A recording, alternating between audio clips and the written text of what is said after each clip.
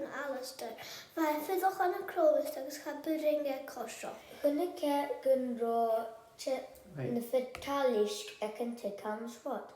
Hanig na carriagin agos ba iad y tost gynte calm spot a sionna ce. Na Fir Tàileasg a ficyn.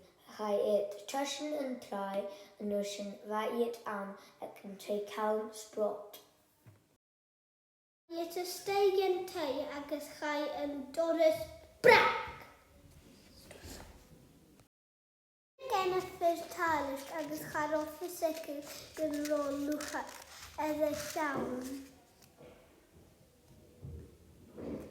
Fa iad chwotolitio a ficyn. In the Fir Tàileasg agos wystio tepelat a nosin ba iad a dol iachi a machas yn Doris agos chai yn Doris Brack. Arist. Tosin yn trai, nŵr y faiad iachu fa y carfarwch na Fir Tàileasg. Fa choma agos fa ma tolitio y sion y carfarwch. So fa studio sias.